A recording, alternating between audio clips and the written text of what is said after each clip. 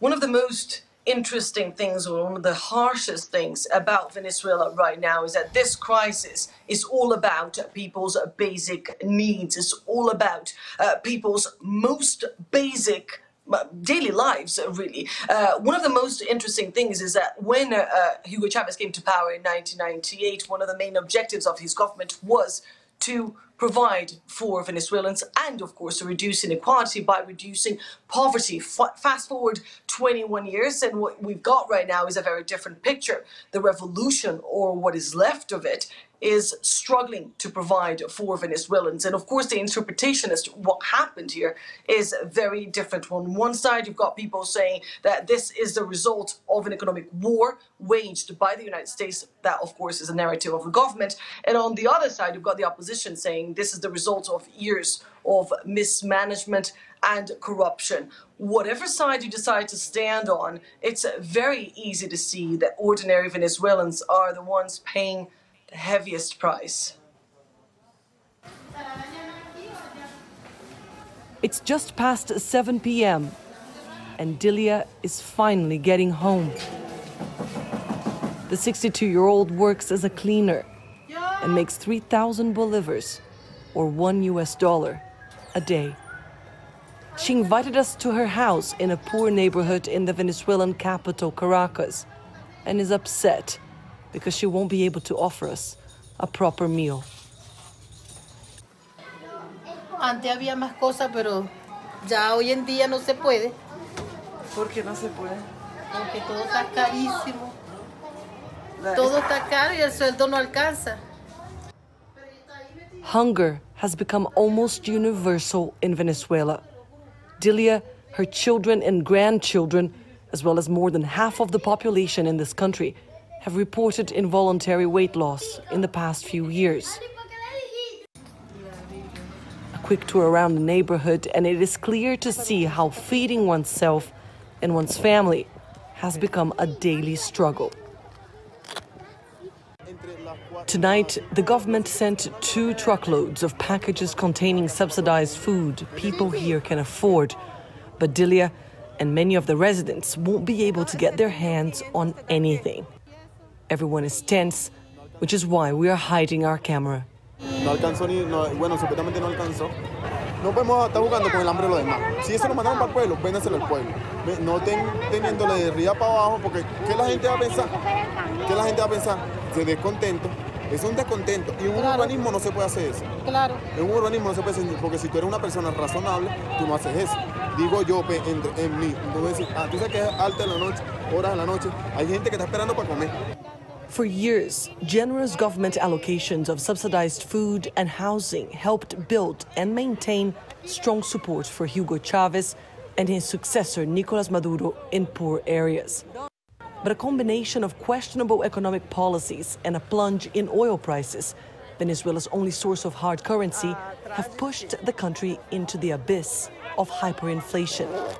Now support for the government is fading, even in former Chavista strongholds.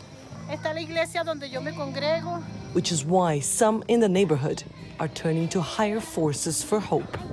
Dios va a cambiar el gobierno de esta nación. Eso no es mentira, eso es una realidad. Este gobierno no lo gobierna un hombre, hermano.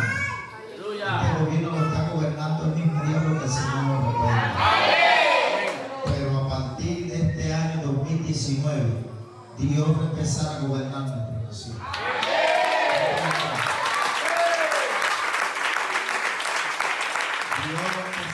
Yo amo al líder porque la Biblia nos enseña a amar a nuestro prójimo, pero no comparto sus ideas, su liderazgo, porque es un liderazgo mezquino, un liderazgo totalmente errado. And Maduro's leadership has never been under so much international pressure. But as days become weeks, it's unclear what, if anything, that pressure will achieve. For now, some here continue to give the Venezuelan president the benefit of the doubt.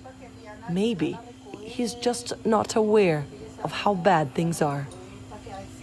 Me imagino yo que el presidente Maduro piensa que las cajas están viniendo cada 15 días, o sea, quincenal.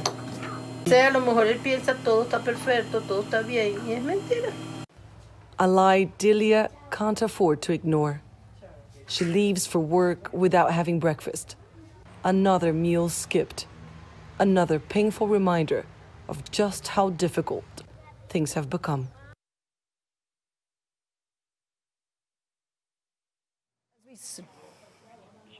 Anelise, as we saw the hunger really biting there in your report. And meanwhile, we have the political impasse between President Maduro and Juan Guaido. Is there any sign of movement that might be solved?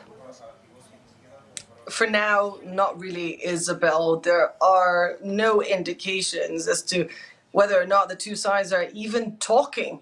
One Italian newspaper this week leaked a letter allegedly written by the Pope addressed to Nicolás Maduro, saying that the Vatican had tried to mediate this crisis before to no avail. And so right now, effectively, Venezuela has two governments running in parallel. That has, of course, legal and financial implications. Juan Guaido, the opposition leader and interim president here in this country, is focusing all his energy into delivering that aid. He insists, he's adamant that Venezuela needs that humanitarian aid that is currently blocked at the border. He has announced a date for that delivery, February 23rd, but he has yet to announce how exactly he plans to get that aid inside the country, since armed forces that are loyal to President Nicolás Maduro continue to block the border.